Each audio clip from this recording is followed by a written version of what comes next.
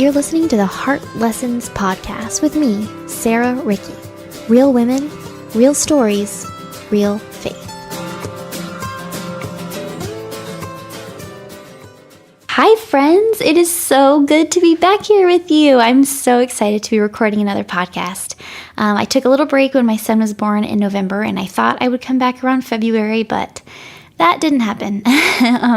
But I'm really glad to be back here with you now and excited to share some more stories with you and some more women who are doing some really amazing things.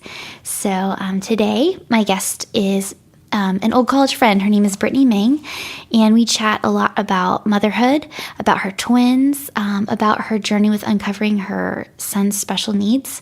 And we talk about how she went from working to being a stay-at-home mom and how there was a little bit of a mourning process in that.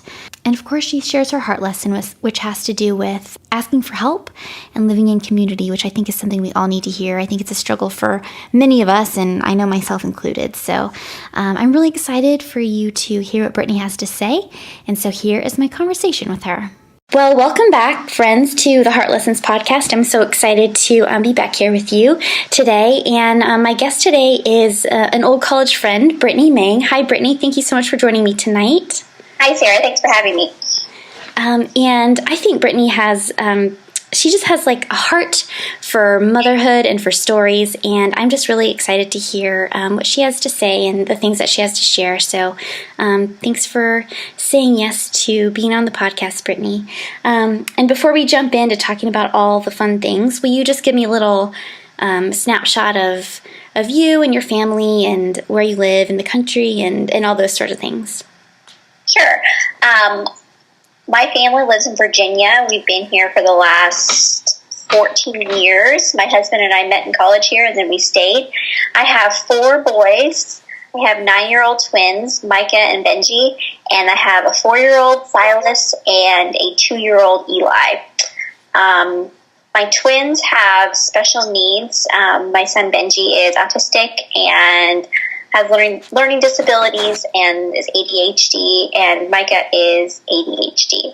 So we have recently gotten those diagnoses in the last year and a half.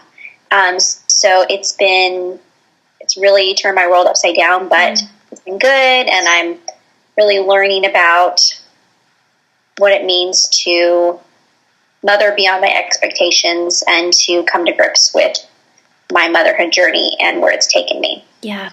Do you love having all boys? That's also taken me a lot to get used to.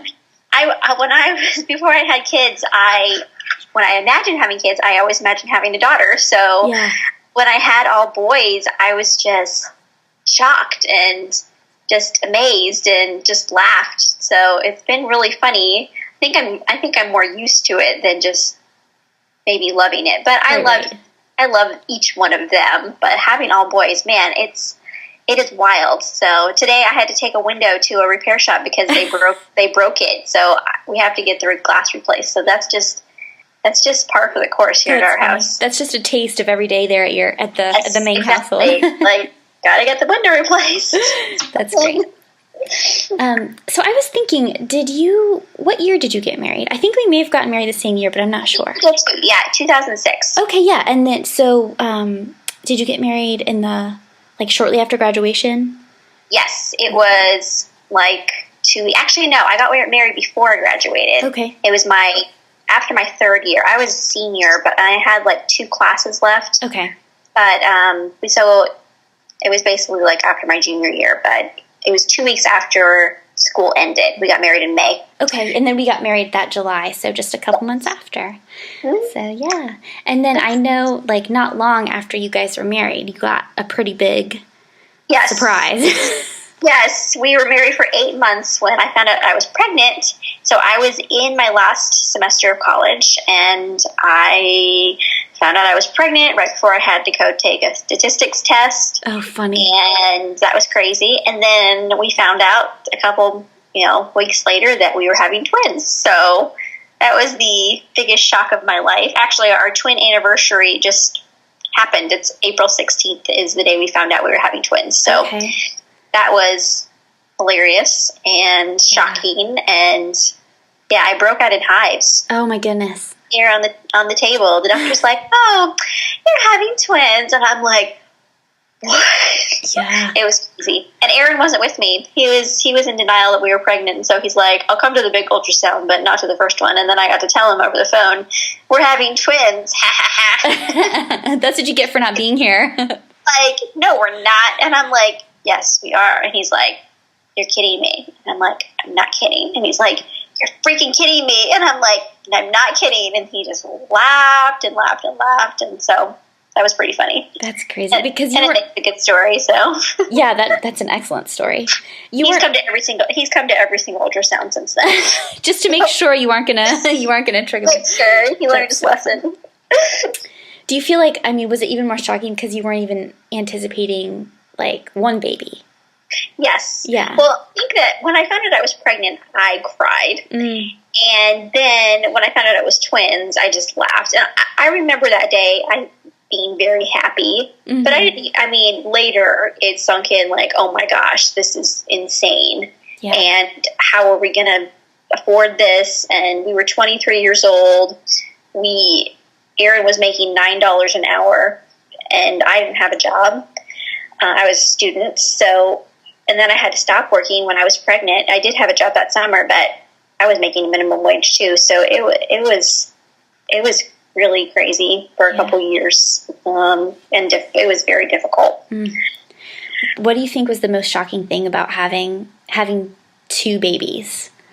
Like once they were here. Once they were here, I think it was just the intensity of being fully responsible for them. And we didn't have any family around. I did have, my best friend came over almost every day during that time just to keep me company, or she went grocery shopping for me. So I had help, but I didn't have we didn't have any family around. Yeah. And then she left later for the summer. So it was just kind of this baptism by fire into motherhood. And also I didn't have any mom friends. So I was the first of my friends to get married. I was definitely the first to have kids. So I didn't have any foundation for this is normal or this is what you should do. I was just figuring out all by myself. And then there were two babies. So that was my normal. But after I had one baby, I was like, wow, that was really hard when I had the twins. And I didn't really know any better, which was probably good. But I just remember thinking later, that was really hard.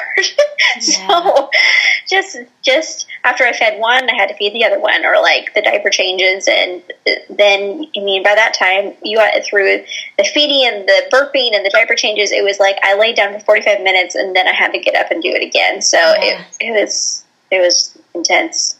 Gosh, I can imagine. That's probably the perfect word to describe it, intense. Yes. Yeah, because I felt all those same things, but I only had, my first was, one baby. So I can't imagine, having two. That'd be crazy. Yeah. It was crazy. And were you went back to work at some point after they were born, or you went back to school, or I went something like school. That? Yeah. Okay. I went back to school when I was kind of always the plan, because I got my undergrad degree in English, and I didn't have a teacher licensure. So the plan was to get my master's degree. So when they were, 7 months old, I started a master's in education online. And it was very easy and kind of a joke, and I didn't like it. So I took 3 classes, and then I started my master's degree in English, which was a brand new program. So that's why I didn't know about it before that. So I started that when they were 15 months old, and then I went straight through. So that was a 2-year degree, and I did it full time. So that was really hard too, but it was very rewarding. I feel like I really found myself and gained a lot of confidence, and I developed a love of teaching. So that was a great time in my life, but it's definitely one of the hardest things I've done. So, but I wrote a thesis. I taught during that time, so it was difficult. So I graduated when they were 3. Wow. what did you aspire to do with your English degree?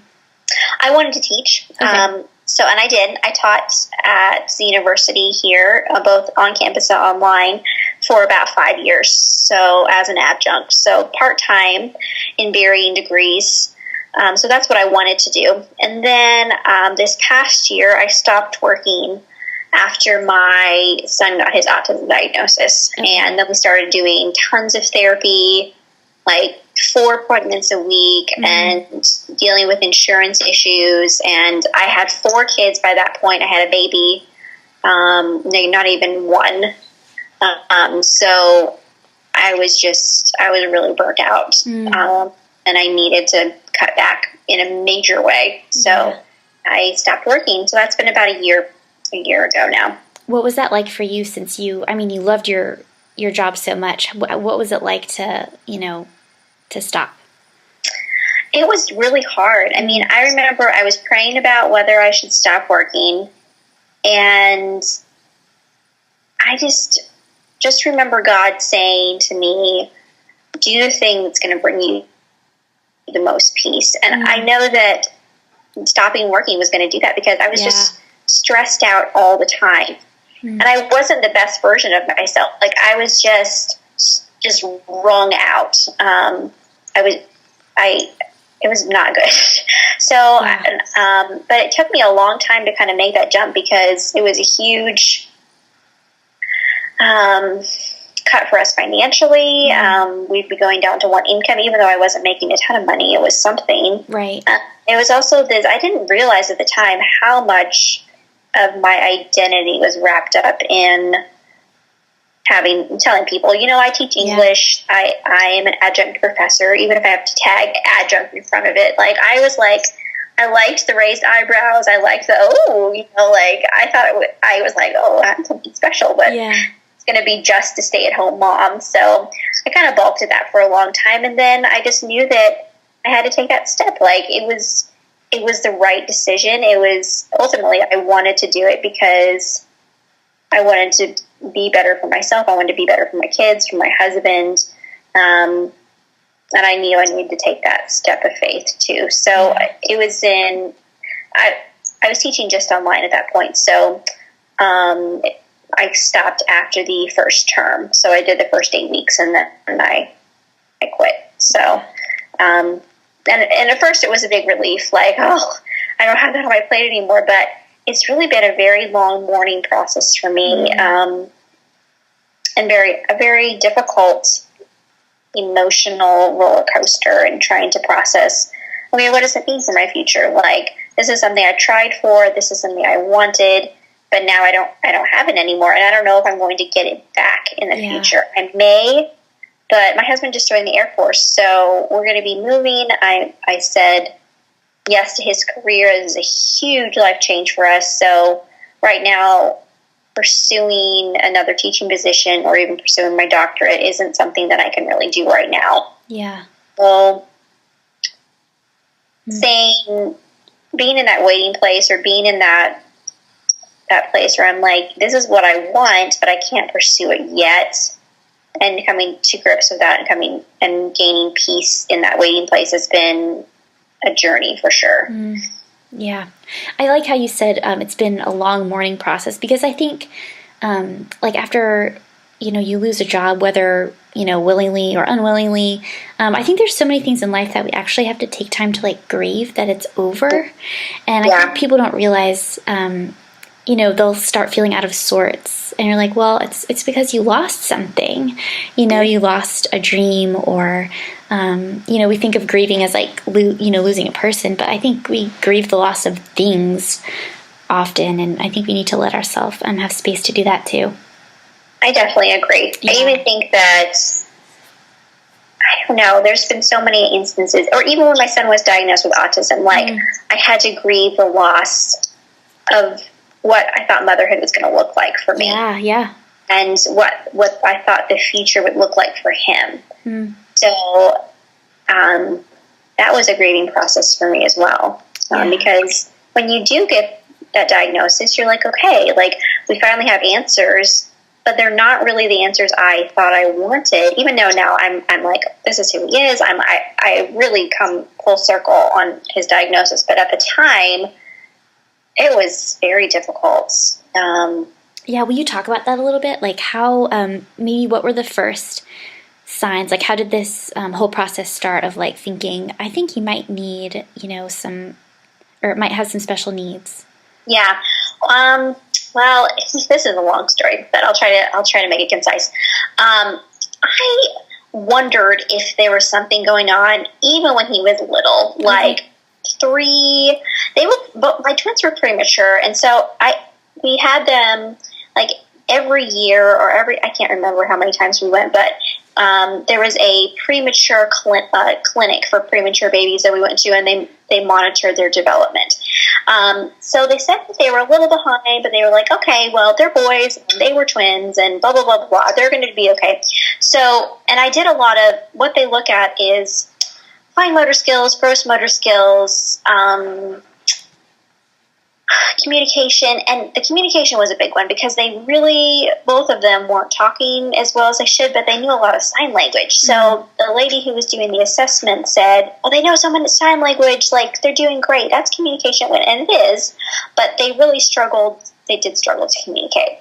So even when they were little, but I didn't, so I would go on Google and be like, I did Google like signs of autism, but that was during like everybody was scared of their child being autistic, and I feel like it was this big deal.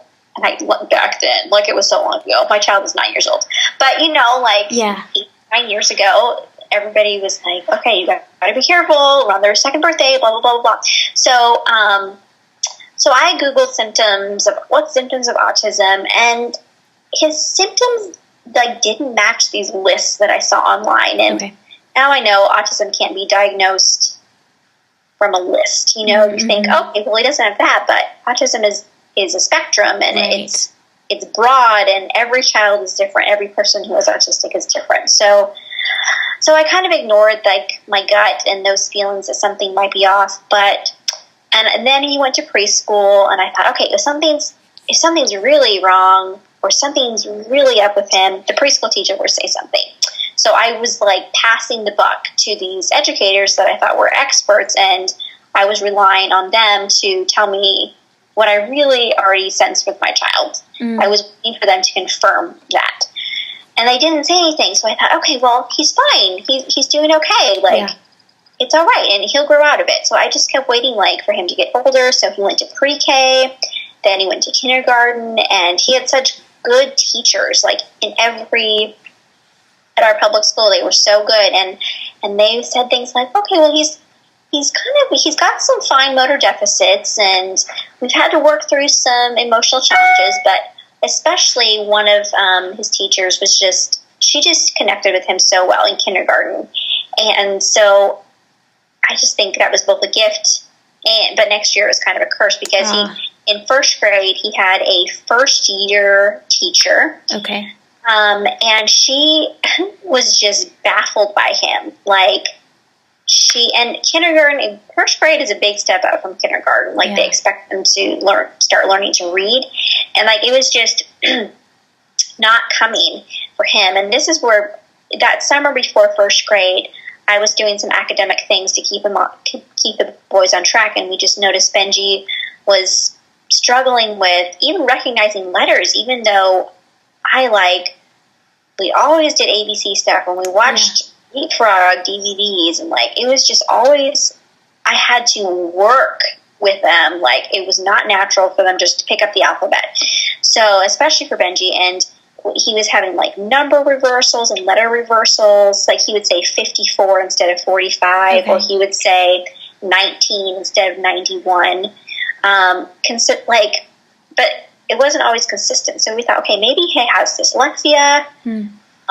So I talked to his first grade teacher like the first 3 weeks of school when we had an open house, and she kind of brushed me off like, okay, like we'll keep an eye on it, but I don't think she really did. So then I actually asked around an online moms group about learning disabilities, and I was recommended to this woman who is a mother herself of two boys who are dyslexic, and they're grown now and doing great in college. And so she does this. She's done lots of research in this area. Okay. So she did lay testing, just as a lay expert in this field. So I made an appointment with her, and she did all this testing for him, and said, like, she used the term learning gates. And when your learning gates are open, then the information is able to come in naturally and swiftly, and you're able to learn. But then she talked about how learning gates can be closed, or for certain reasons, like the brain is not processing information in certain ways, either through like auditorily or visually, or for some other reason. So she talked about how she's like, I think his learning gates are closed or partially closed. So that was kind of an interesting visual for me to think about. Yeah. And I was like, yeah, I can see that. So, and she did some other testing, and I also started looking into sensory processing disorder.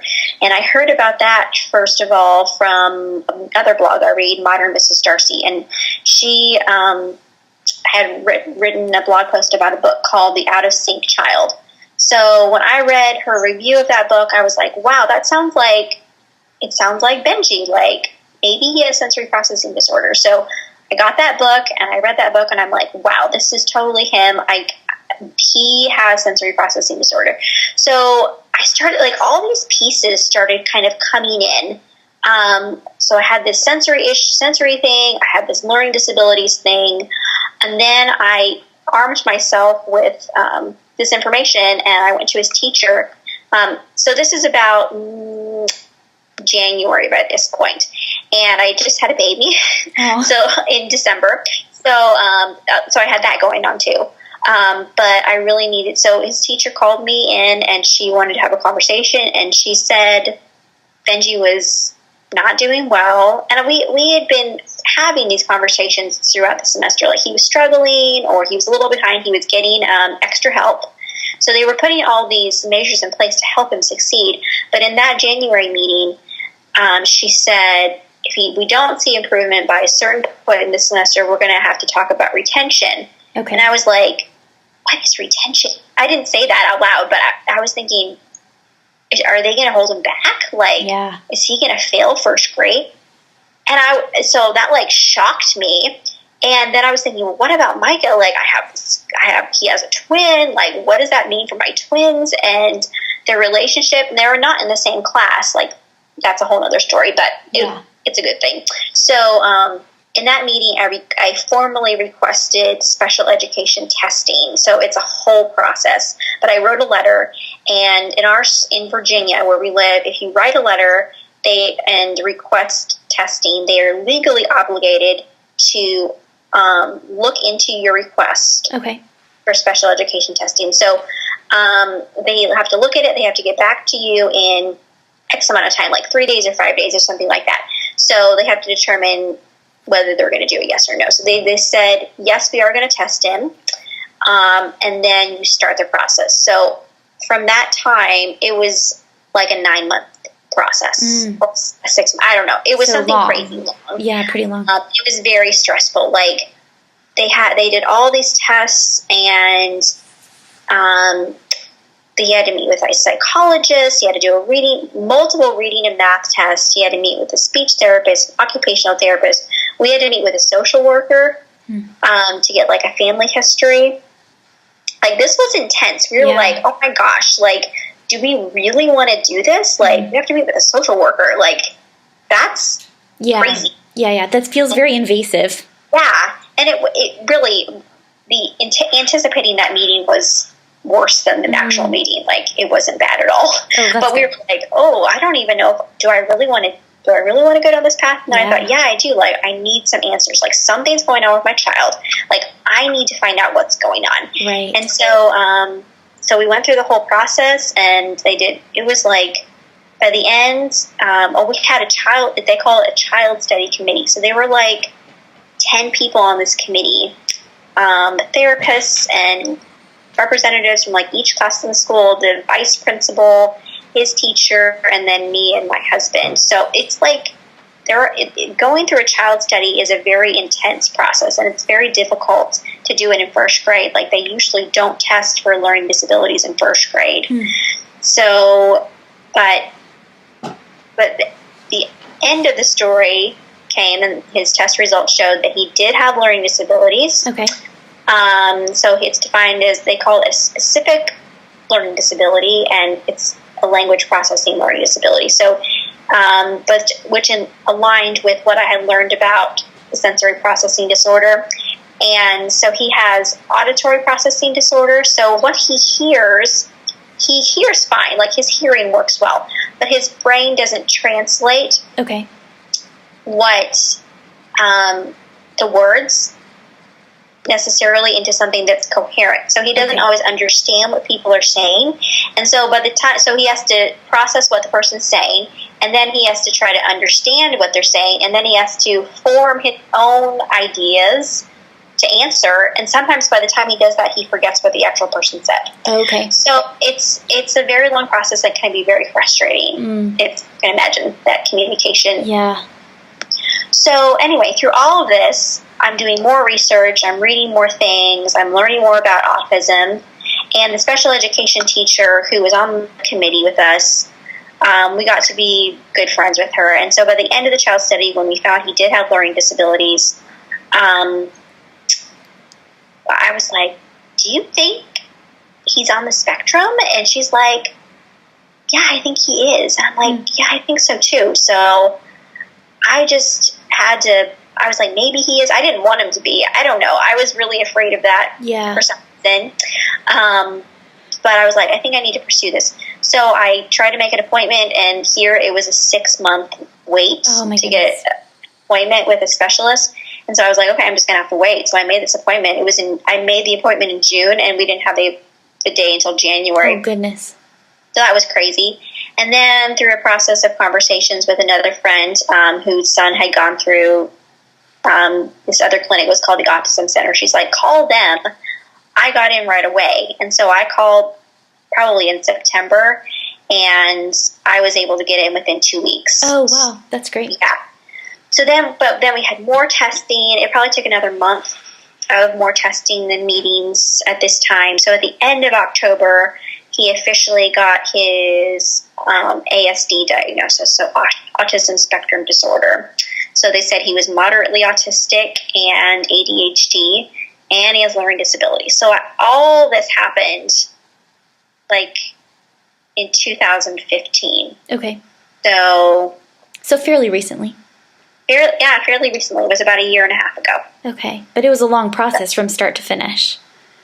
Yes, it was. Yeah. It took about 10 months or so. Yeah. So it's long, and it was very stressful. So I think you said earlier, once you got the diagnosis, it was sort of a mix of relief and then also like kind of a grieving process. And what was your like next step? Like, okay, now we have this diagnosis. What was like the next right thing for you guys to do for your son? We decided the Autism Center does diagnosis, and they offer therapy. So they have occupational therapists, speech therapists, and counselors on site. So it's really nice that they have this kind of comprehensive support system at this one location. Yeah, that's right. So we decided to start cognitive behavioral therapy because I was just really struggling to parent. And I just really reached the end of myself, and I was like, I need help. Like, I do not know how to parent my child effectively. Yeah. And that is an incredibly humbling place to be, but it's kind of like you reach rock bottom and you're like, okay, like, I just need to go up from here. Like, please someone help me. Like, I'll do anything. I'll do anything. Let's just do this. Right. So, sometimes I think people think like, oh my gosh, getting therapy is like this huge thing. And by that time I reached a point, I was like, give me all the therapy. Give me all of it. I need something. So really, when we started doing therapy, it was as much for me as it was for him, because I would sit in on his sessions or for half the time, and the therapist would ask, like, how are you guys doing? Like, what are you guys struggling with right now? And some of our big struggles at the time were going to church, anger management, helping him calm, like having meltdowns. He was having these meltdowns, and the meltdowns they're like a tantrum, except that they would last a long time, sometimes 45 minutes to an hour. Wow. And he would dissolve to the point where he could not speak. So he would just be out of control. Sometimes I was getting to the point where I was afraid. Like, I was afraid he was going to hurt me.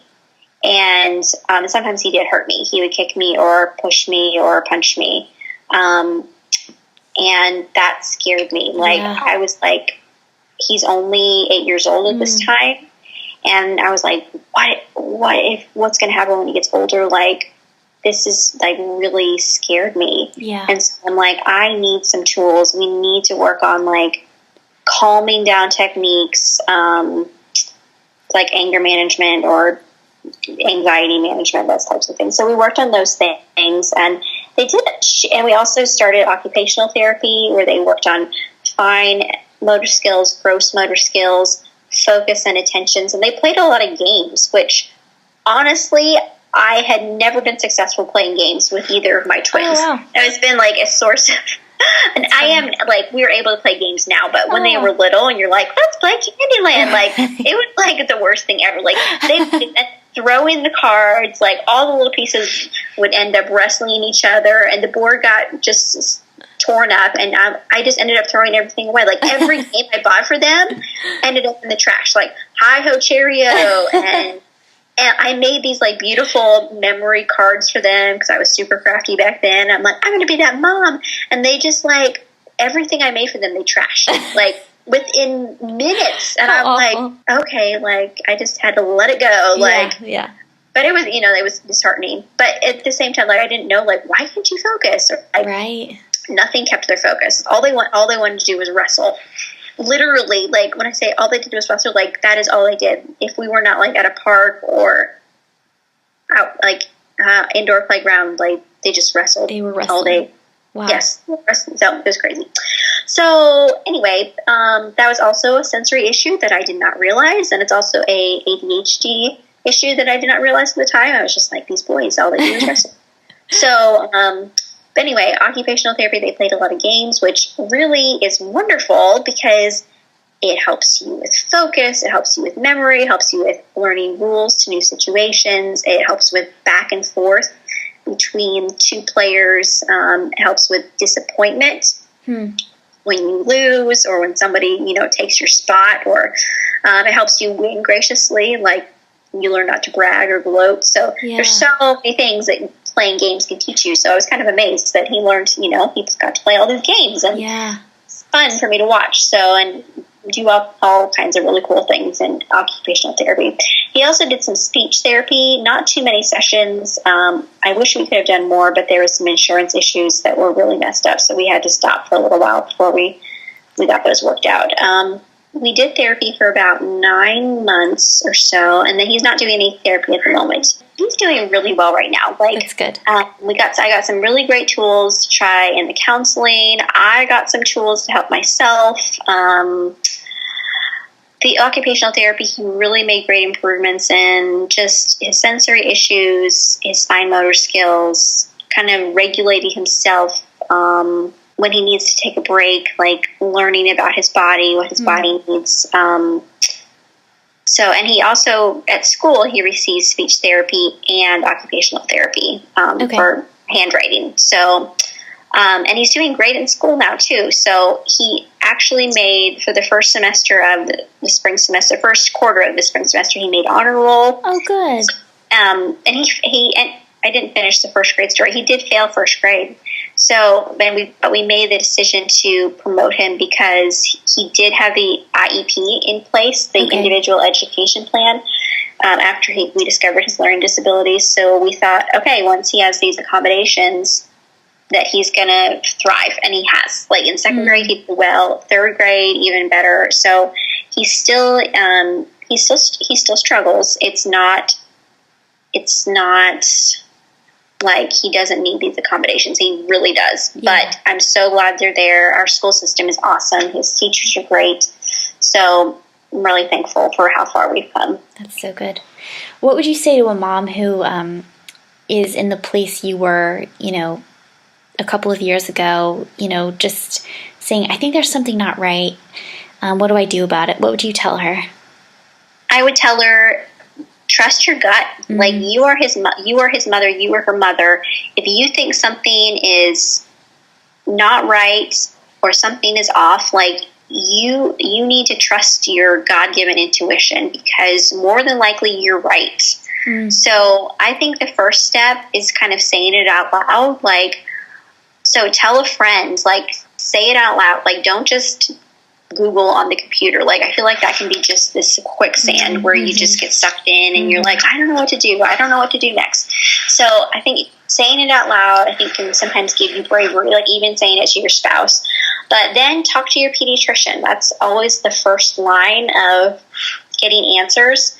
So say, like, hey, I'm concerned about this developmentally, or I think I'm seeing these sensory issues, or I really like to talk to somebody about autism diagnosis or learning disabilities. So your pediatrician has resources, and that often can be the first line to getting a referral or talking to the school. So talk to your principal, talk to your child's teacher, but be prepared to do your own research and figure out what you need to do. But don't let it go. Like, if you think something's going on, like, keep moving forward, because you are the mom and you know your child best. So yeah, that's very good advice.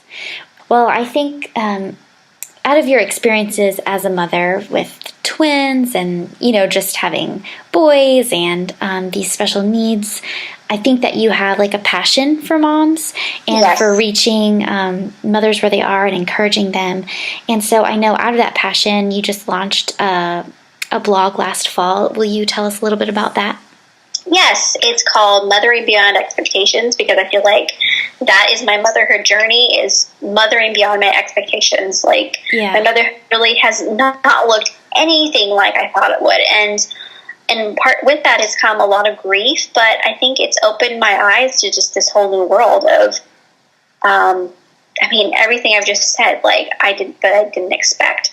And I think that a lot of times our expectations can cause us to really stumble in motherhood. And because we wonder, well, why am I so disappointed? Or why am I depressed? Or why am I unhappy in this? And I think it's because our expectations, like, are slam up against reality, and you're like, this does not match up. Yeah. So coming to grips and learning to accept the unexpected, I feel like, can bring a lot of healing. It can bring greater love and acceptance for yourself, for who you are, and greater love and acceptance for your children. And so my goal in this blog is to share the stories of mothers and how they are learning to live beyond their expectations, live in love. So I have several core writers. Right now I think we have 6. And Sarah is one of them. Yay. So you can check out the posts on Mothering Beyond Expectations.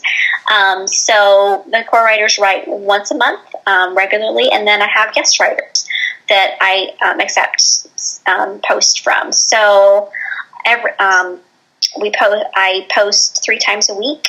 So I am the editor. So if you do a guest post, you'll be sending it to me, and I love working with writers to help them improve their writing, improve their storytelling. It's my desire to always help writers, like, shine and put forth their best writing so everybody's happy. And then I promote the posts on social media, and it goes from there. So it's been exciting to build this community. We launched in October, and it's going really well. It's been a very life-giving process for me, and I hope that the readers find encouragement in the posts as well. Yeah, I've loved being able to contribute to it. I feel like on my own personal blog, a lot of people have come to my blog because of, like, losing children, or a lot, like, pain in the journey of becoming a mother. And so I often on my own blog don't necessarily want to just, like, talk about my kids all the time or my experiences. I just want to be sensitive to people that are there, out of pain. And so to be able to contribute to Mothering Beyond Expectations, it's fun for me to, like, be able to focus on, the aspects of motherhood that are hard or challenging and not feel like, it's been really fun for me. So I funny. I mean, your potty training post is really funny. Like, some of the expectations that we come up against, blow our minds in ways that make us laugh too. So it's Mothering Beyond Expectations isn't just about, the grief process. It's about, any process that kind of shocked or surprised or made you laugh or, learning through that process. So it's been fun. It's been fun for me to write and fun to read the articles, and it's a good place. It's a good place for moms for sure. Yeah, thank you. I'm so glad you're part of it, Sarah. Yeah, thank you. Thanks for inviting me. Okay, so I know you said you're having a pretty big life change. You guys are about to go into the Air Force. That's huge. Yes. You're still sort of processing or, maybe figuring out how to do life with special needs. You have your boys, you have your writing aspirations, and then also, sort of wondering where your career may or may not be headed. So as you're juggling all of these things and pondering them in your heart, what do you think, what would you say your heart lesson is that the Lord is sort of, what is he putting on your heart and in your mind to sort of get you through these days and keep you moving forward? Wow, I mean, having you list all that stuff out, I'm like, man, this is just like crazy. It's true. Life is crazy. But I think that I'm learning a lot about asking for help and living in community and what it means in all different ways to live in community. On my personal blog, I recently shared that I started counseling and taking antidepressants. And I think that I may have had postpartum depression after my last son. Okay. And he's over 2 now.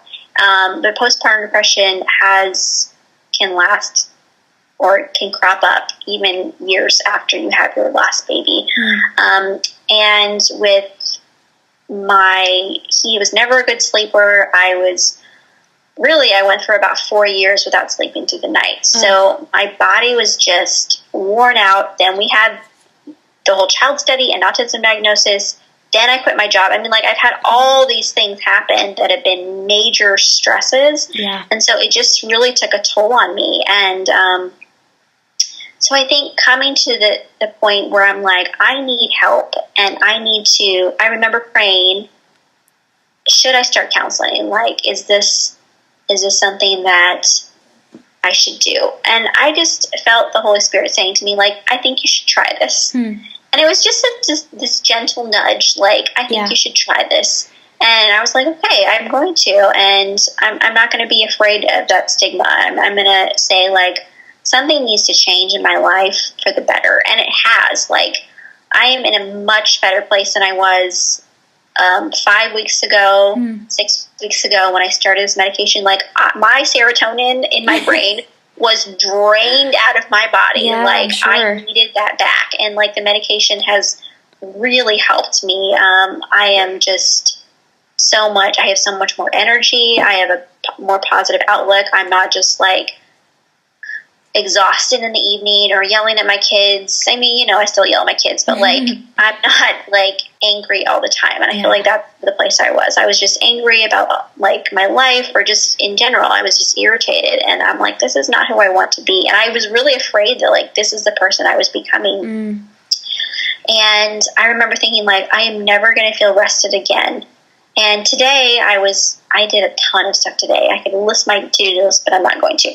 But I was bouncing out to the car, getting something out, and I'm like, I don't feel that horrible dragged down feeling. I'm tired, I've had a long day, but I don't feel that bone weary soul exhaustion like I was when I was really in the middle of that deep depression. And so I'm still dealing with it. I'm still trying to healing it better. The counseling has also helped me too.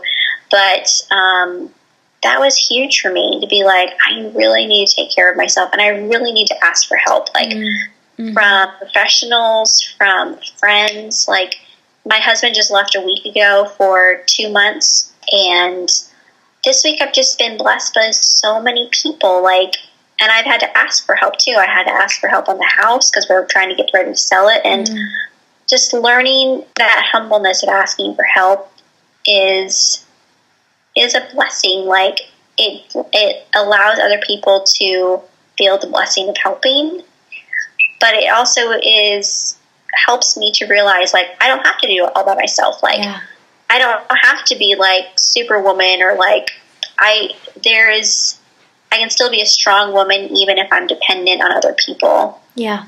I feel like that's how we're meant to live. Like, we're not to be islands. Like, we're meant to live in the community of Christ and the body of Christ, and to help each other when we're going through hard times. And so right now I'm going through the hard time and I do need help. But in other instances, I've been the one helping others. So I feel like it's this give and take, and learning to receive is difficult at times. Yeah. It's often easier to give and be like, I'm the strong one, I'm going to be the giver. But receiving also takes its own type of strength. And I think I'm learning to become stronger in that way. No, that's good. Like, when you receive help, it's like admitting that you aren't enough, which is hard for all of us, I think. Yeah, definitely. Yeah. No, that's really good. Living in community. I like that. Well, I'm going to start something new. This is my first podcast coming back after a long hiatus after my little baby was born. But I thought it would be fun to start ending podcasts by asking, if I can talk, by asking guests, what's something that you are looking forward to? And it could be anything from, like, there's a pint of Ben & Jerry's in my freezer to, like, we're heading on a vacation, or, something. So what's something you're looking forward to? Well, I already ate my ice cream tonight. I'm looking forward to seeing my husband again in June. I am imagining, that first time I see him, like that first hug, that kiss, like, I'm really looking forward to that. I have this amazing ball gown that I get to wear to the military ball, so I'm really excited to wear the dress. And I'm also looking forward to moving to Texas. So I'm like, I want some awesome Tex-Mex food, and I want to, explore our new city while we're there. So I'm looking forward to those probably two things. But mostly seeing my husband again. That would be, I'm really looking forward to that. That's going to be very sweet. The homecoming, very sweet. Yes. Well, Brittany, thank you so much for joining me tonight. It's been such a blast just chatting. And this was great. It's been great. So can you tell us all how we can find you, how we can connect with you on social media? Where can we find you? My personal blog is www.thebamblog.com. BAM stands for Brittany Meng, which is my name. So those are my initials. And I have a Facebook page, and you can find it just called the BAM blog. You can also join us at motheringbeyondexpectations.com, and the Facebook page is called Mothering Beyond Expectations Collective Blog. So I hope you check that out, and Sarah's post too, and support her in that way. So yes, please follow and keep reading. I'd love to have you join in the journey, my journey, and the journeys of other women. Yeah. And do you have an Instagram? I was looking. I don't. Okay. Maybe I just should. Checking. It's pretty fun. I have Twitter, but I'm really bad at Twitter too. I'm best at Facebook, and I really I need to branch out in my social media use. Yeah, I feel like Instagram it's not that hard, really. You should try it. You should give it a try. Okay, I'll have to branch out and try it. So you're encouraging me to try all kinds of things tonight, Sarah. Yeah, that's true. Yeah, Brittany said she had never listened to a podcast before, so. I know, I'm a newbie. I'll get you started. So, okay, well, Brittany, this has been fantastic, and I hope you have a wonderful evening. Thank you, Sarah. I hope you enjoyed my conversation with Brittany. It was really fun to chat with her, and I just enjoyed listening to her and her story and hearing her wisdom. I think one thing that I took away was the idea that expectations can cause us to stumble when our expectation, as she said, is slammed up against our reality. And I think that's so true. Sometimes we can find ourselves feeling really discouraged, I guess just kind of defeated. And a lot of times that is only because our expectations and reality are not matching up. And so if we take take a minute to sort of reevaluate our expectations and sort of reset ourselves, it can be very life-giving. And I also like what she said about receiving taking its own sort of strength. It takes a certain amount of humility to admit that you need help and to receive that with grace. And I know that's something I'm not very good at. I'd much rather give. And so her heart lesson about asking for help and living in community and being willing to receive that help, that was really good for me. If you enjoyed this episode, especially our discussion about special needs and how Brittany, her whole process in trying to get her son diagnosed and all of that, you might enjoy listening to episode 28 with my friend Katie Mormon. She has a special needs daughter with multiple special needs, one of them being autism, and also episode number 15 with my friend Lauren Casper, who has a son with autism. And speaking of my friend Lauren Casper, when this podcast releases, which I hope it will be out on May 1st. Her first book is actually releasing tomorrow, May 2nd. So I am so thrilled for her. The book is called It's Okay About It, Lessons from a Remarkable 5-Year-Old About Living Life Wide Open. And so she just takes phrases that her son, Marato, uses to sort of process his world, and she interprets them, in her own eyes and adds some spiritual principles. And it's just a really refreshing, sweet read. I highly recommend it. So you can find out more at itsokayaboutit.com or laurencasper.com. Definitely check that out. You won't be disappointed. Well, friends, it felt so good to be back here with you. I'm going to try to get some new episodes out. Maybe not every week, but I will always try to get something out on a Monday. Maybe every other Monday, something like that. But so I'm thrilled to be back here with you. I hope you found this episode encouraging, and I hope it inspired you to listen to the Lord's voice in your own life and uncover a heart lesson of your own. Bye, guys.